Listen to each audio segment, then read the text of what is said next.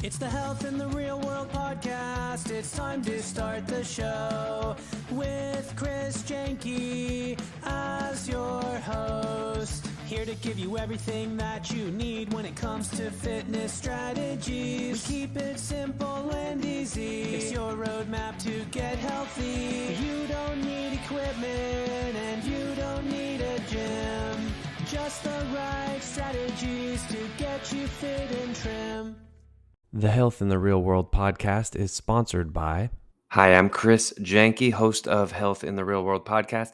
I love being healthy and fit, but sometimes I'm not a big fan of gym culture, if you know what I mean. You can be fit and trim without a gym. Text the word workout to 408-883-4442. Hello and welcome to the Health in the Real World podcast. I'm Chris Janke and I'm joined today by Howe. Holly is a former grade school teacher turned fermentation educator and founder of makesauerkraut.com. And she's helped thousands of people successfully transform their everyday vegetables into healthy and delicious fermented food. Holly, thank you so much for joining me today. Thank you for having me. I'm happy to be here and share some goodness with your audience. Yeah, I think this will be a great episode. Fermentation is, I think, catching hold. It's obviously a very ancient art or craft. They knew about this long before they could, test it in a beaker to see what was actually happening. What do you think? Well, actually, let me get there later. But first, let me get a little more detail about how you got into this. Like, what led you to this? I have always been interested in health and always wanting to optimize my health, and knowing intuitively what I ate made a huge difference. And a lot of people get into some online business through a health crisis. And I lucked out and didn't actually have to come through a health crisis, but more of, I've always been reading health books and diet books and kept looking at different dietary recommendations and would try them out, but none of them resonated with me until a book I picked up that was based on the teachings of Weston A. Price. He was a dentist back in the 30s.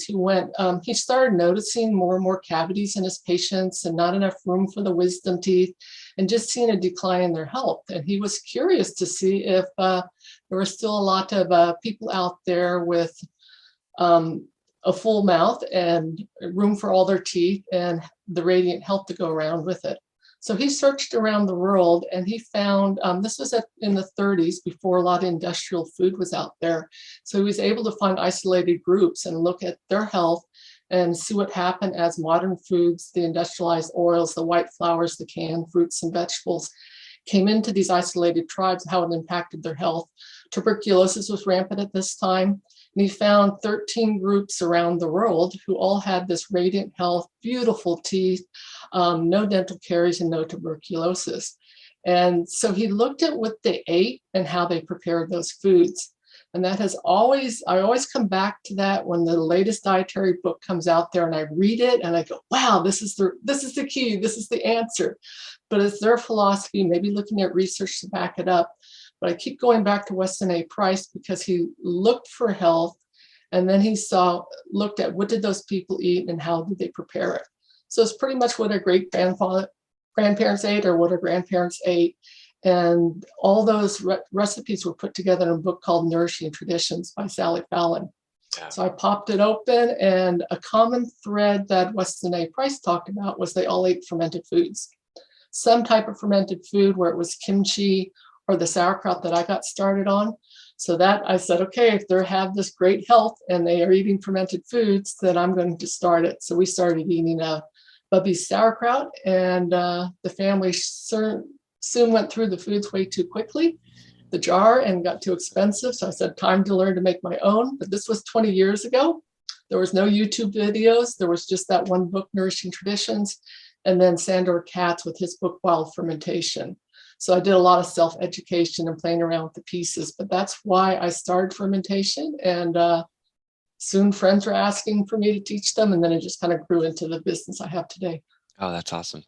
So what, just in a nutshell, the fermented, let's say like fermented cabbage versus just raw cabbage, what is it that happens that makes that so good for digestion? I know Nourishing Traditions, I have that book. It's like this thick. Yes. And, you could talk for 7 days about it, but if you could just, in a nutshell, for somebody who's unfamiliar with this, how would you describe what that does for the body? Yes, good question. So when I first started making sauerkraut, I had no idea that there was a whole microbial world existing on all these vegetables. I just thought you sliced up cabbage, packed into a jar or a crock, mixed some salt, and then magically you had this, they weren't even talking probiotics then. It was just, this is good for you. It wasn't until about 15 years ago that we started studying the gut microbiome and realized that our health exists in our gut, and we need to feed our gut with good, healthy foods. That's where everything originates from. That's where our immune system is.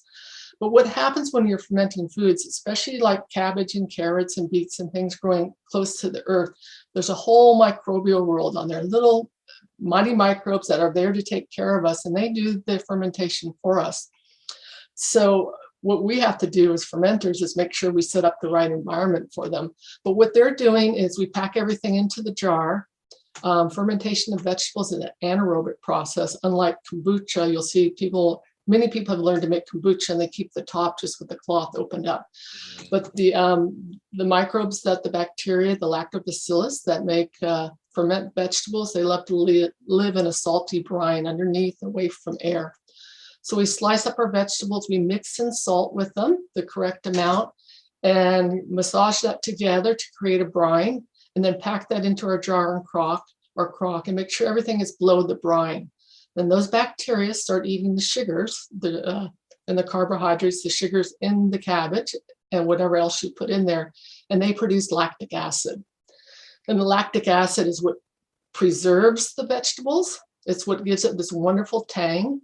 And then what I have discovered as of late, as we're aging, our hydrochloric acid production goes way down and other digestive enzymes. So this is like a natural digestive aid for us. And it really does make a difference when we include this with our meals to help with digestion. But it's this microbial world that loves to eat the sugars in the vegetables that will create lactic acid, and that's preserving it for us. How long after? Is that it? You have your jar, you have your water, your salt.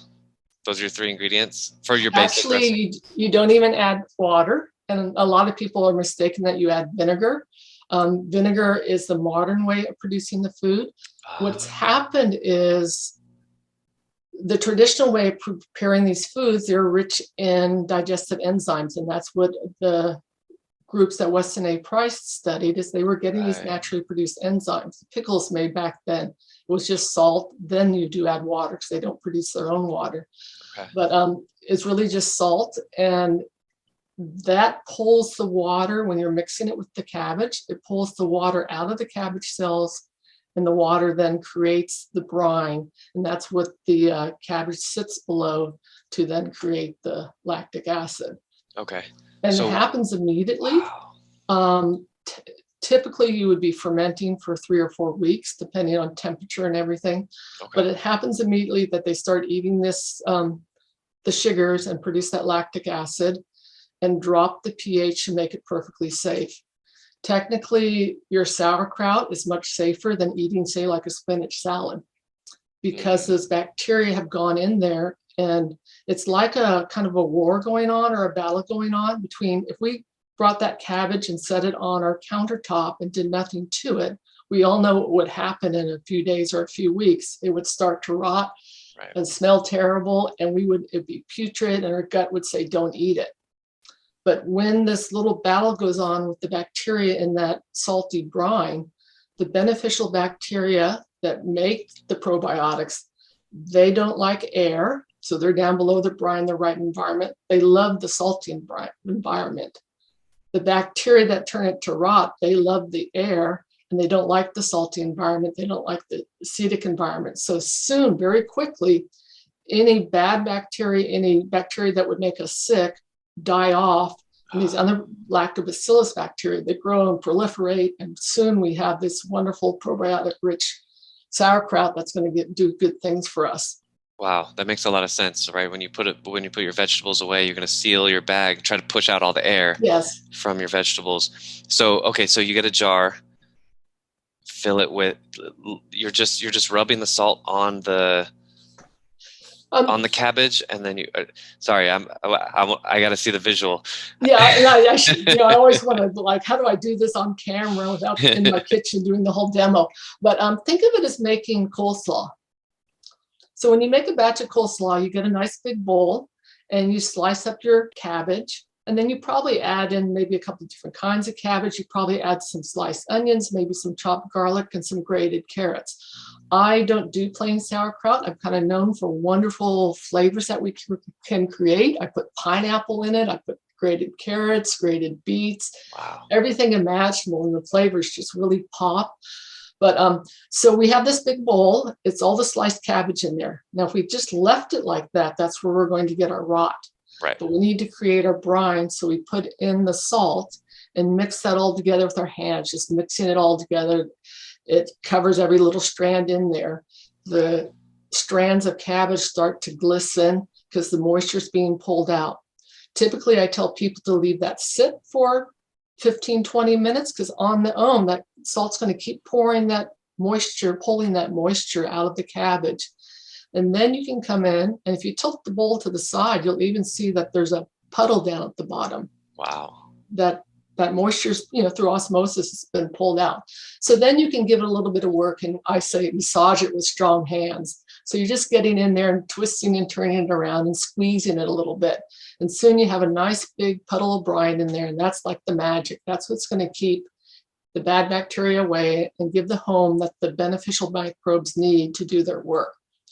So then you take that and shrunk down. You'll have like a big heaping bowl of cabbage, and it will go down by like 2/3. And then that will fit into the jar. I mean, you ferment in crocks too, like this big one I have back here. But a lot of people like to start with the jars, and I recommend that because it's just a little doable thing. And if you mix something up, you're not throwing a lot out. Whereas this is like 20 pounds of stuff in there that I don't want to throw out on my first attempt at it. So then you're taking that and you're packing that into the jar. Got it. And squeezing it down into the jar, and you'll see the brine rise above the top. And you pack it all in, and you leave a little bit at the top of the jar, and then you're putting a weight on top. You need something to hold it below the brine, and then you put your lid on, and you leave it sit on your counter, and all you do is thank those bacteria every day as they work around. You know they're working because they blow bubbles up. They create carbon dioxide, and that rises to the surface, and you see it start to fade in color, and it gets aromatic. You start smelling kind of a salty, tangy. Sometimes it can be a kind of a rotten smell depending on just that cabbage. But soon it starts looking tangy, and you open up that jar and you taste it, and it's transformed its flavors, and it has kind of a sour tang to it. And you can let it going. The longer it goes, the more tangy it's going to get. And how tangy it will get depends also how much sugar is in that jar, in that cabbage, because they need the sugar to produce the lactic acid. Got it. Is there a specific ratio of, I know you're doing like more kind of fancy, but for somebody who wants to start with the basics, is there a ratio of like cabbage to salt? Does it matter that much? It probably does, I'm sure. Yeah, that's a very good question. And it makes a huge difference. And I come from teaching fermentation as a science, because it is a science, just like bread baking. And if you were to make a batch of cookies, you're not going to run into the kitchen and just throw some butter in, throw about that much sugar in, and beat it together. Maybe I'll do 4 eggs today, maybe 2 eggs. And I don't know how much flour. Those recipes are set up as science. And for some reason, people get to fermentation and they want to throw the science out. And if you work with the science and give those bacteria what they need, your success is a given in essence. And so microbiologists have studied the bacteria in the fermentation, and it's a 1.5% to 2.5% salt concentration. So how we get that is you need a scale, you need a digital scale. This is a tool of the trade that makes your life so much easier, because everything's done and all you're doing is looking at, say, the temperature on how long it's going to ferment. But what we do is we put everything into the bowl. If you're working with a quart jar, I tell people to stop at 800 grams.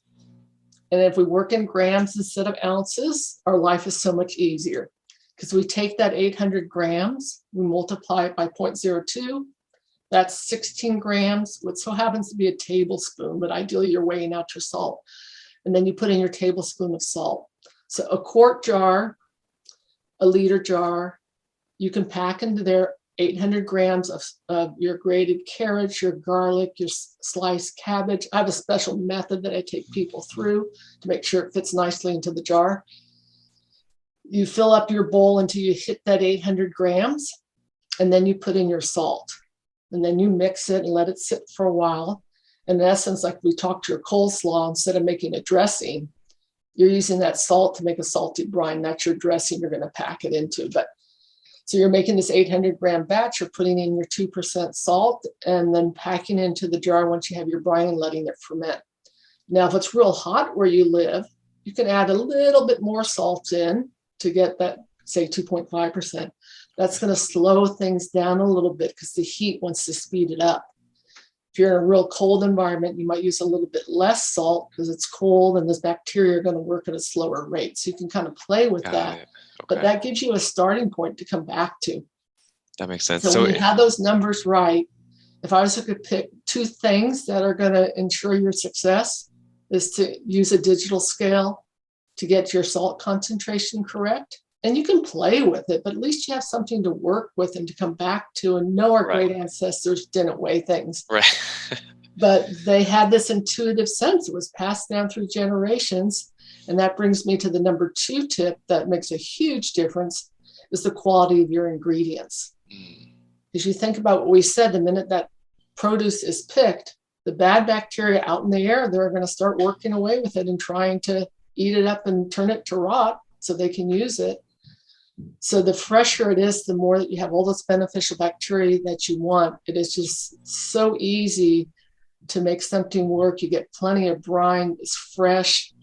So when you work with really fresh vegetables and then also get that salt number correct, it's almost impossible not to have a beautiful, wonderful condiment to add to your meals. That's amazing. That's amazing. Have you encountered people who have had noticeable effects like better digestion or more energy or any type of health results in addition to obviously enjoying this delicious food? Right. But yeah, I get a lot of people commenting back on how all sorts of gut issues have transformed, that they know, the digestion is better. I have one man that was on a kidney dialysis and has been, pretty unhealthy and dealing with a lot of health issues over the years. And he said, I made your sauerkraut. I started eating it. And I had the first normal bowel movements in like 30 or 40 years. People have been dealing with health issues and struggling to find the answer. And it's amazing how just a little bit of proper bacteria in your gut can make a huge difference. Wow, that is pretty amazing. And it seems like, I know you mentioned you started making it yourself because of, the kids ate it all so fast. It seems like, cabbage especially is very cheap. It seems like this would be a very inexpensive way to promote gut health. Yeah, exactly. And that's where I come back to, we really need to take charge of our health. And it's so easy to farm, to let big pharma, big ag, et cetera, do it for us. But if you're going to have the radiant health you want and live like these groups that Weston A. Price studied, you can't do it shopping down the middle of the aisle and pulling that. If you grab that can of sauerkraut off the shelf down the middle of the aisle, it's not going to be full of the beneficial bacteria because big pharma, big ag have changed how we're going to produce that sauerkraut. They want it to be able to ship across the nation, make it any time of the year, pack it up in things that don't need refrigerated. Well, there's no beneficial bacteria in that because that's been pasteurized, that's been heated. Right. And the bacteria die off at 106 degrees Fahrenheit. They don't like the heat. So if you are buying canned sauerkraut and hoping to get good gut health, you'll have the fiber for the digestion, but you won't have the probiotics, the enzymes, those. We're learning more and more each day. There's a lot going on in that fermentation process. The vitamin C can go 600-fold. That's why sauerkraut was brought on the ships back in the day for the scurvy. So there's so much going on, but nowadays you can buy it. When I was making it, you could only buy Bubbies, and consequently I found out that Bubbies is even flash pasteurized. So there's no good bacteria in the Bubbies, supposedly. Right. But nowadays you can buy it. You want to be looking for sauerkraut that's in the refrigerated section that says live, alive, non-pasteurized, etc. on it. And Right. so if you're not ready to make your own, you do have an option, whereas 20 years ago, you did not have that option. So Right. Yeah, agreed. Yeah, and there's definitely some very tasty sauerkrauts out there. And I do agree with you. It's not cheap. Like I have 4 kids and they'll eat a whole rotisserie chicken in like 3 minutes. And I'm like, exactly. you guys didn't save me anything. You guys are savages. But it's true. They, we're all savages. Like you said, Weston A. Price studied the quote savages, which, they had a lot of wisdom Right. in nutrition. And my kids know that this is good for them. Like they feel it. Like they'll eat, their healthy meats. They'll eat the whole chicken, not just the muscle meat. They Right. eat the whole chicken, just like I know Weston A. Price talked about organ meats and, bone broth and things like that. And then, my kids will just demolish sauerkraut. So I am very excited about being able to make huge batches of sauerkraut for them. Yeah. And yeah. And one thing I discovered too that I did not realize early on, because I was pretty much treating it as medicine. Take this with you, kids. It's good for your digestion. Even if you eat just a few strands, you don't have to take buckets of it. You can literally take a few strands. There's enough bacteria on those few strands to make an impact on your gut health. So if somebody is hesitant to try it, that's, I talked with a doctor. Just try one little piece. Yeah, exactly. And Right. if this is new to you, just start with a few little drops of the brine, because if your body's not used to that bacteria, you can have a lot of digestive issues because you threw too much bacteria in there. But what I discovered with working on recipes for kimchi, and they include fish sauce and salted shrimp and other things in there, but is umami. Umami is like Japanese for pleasant, savory taste. Yeah. And I never realized until I kind of studied that and started putting 2 and 2 together, how including fermented foods with your meal just unlocks the flavors, like bursting forth. You can sit down and eat your rotisserie chicken and taste delicious, and whatever you're having with that. But once you put some sauerkraut next to that and eat that with it, it takes your meals to a whole new level. It's like an instant 5-star, Michelin 5-star chef and chefs know this. That's why they put Parmesan cheese and tomato and all these umami ingredients in that meal they serve you. They know how they're unlocking these flavors. So that's one of the things that I have found, that my meals are so much more enjoyable because of this umami rich ingredient. Yeah, absolutely. 100%. Well, Holly, we're getting close to the end. I want to give you a chance. I really love this last question that I always ask my guests. You're going in front of a graduating class at a university or maybe a corporation, and you're the keynote speaker talking about how you think they can get the most out of their lives. You can go whatever direction you want to go, big picture, how to get the most out of your life. It's kind of what I talked about almost earlier, saying you've got to take charge of your health. We can't outsource that. And the more you start getting involved, and even if it's one little step at a time, you can't do it overnight. I tried to do it overnight with Nourishing Traditions, and I had to scale way back because it was like I was trying to do too much at once. But take one little step of what you can do to take charge of your health. And it's amazing when you do that, the relationships that form, the health that comes with that. As I worked further with sauerkraut, I wanted to buy, I don't grow my own cabbage, but I wanted locally grown cabbage. So I started going to the farmers markets. You start connecting with the people that are producing your food. And even through the pandemic, I felt safe because I knew that farmers market was there that would keep me supplied with food and the meat and that I bought there. But taking one little small step to take charge of your own health, that's going to make a difference. And it just opens up so many doors and takes you so many directions that you never knew would go. Even just with me making sauerkraut and what's happened over the last 20 years, and now a business that I'm reaching so many people. So take charge of your health and don't outsource it to the big conglomerates out there that are trying just to make a dollar and don't care about your health. Right. 100%. Awesome. Well, this is Holly Howe. Holly, how do people get in touch with you? Your website, social media? Yeah, the website's the best way is makesauerkraut.com. So MakeSauerkraut.com. And on there's plenty of little downloads you can get. There's a shopping guide on how to buy your own sauerkraut. And I have a book on how to make sauerkraut and building up my courses. So the best place, it's on social media the same way, but makesauerkraut.com. That's awesome. Well, again, this is Health in the Real World. I'm Chris Janke, joined today by Holly Howe. Holly, thank you so much for joining us today and really appreciate the lessons on getting back to nourishing traditions. Thank you so much. Yeah, excellent. Thank you for having me. It's been a pleasure. Thanks for listening to the Health in the Real World show. Make sure to like and subscribe and comment down below. Visit mycorebalance.com to learn more.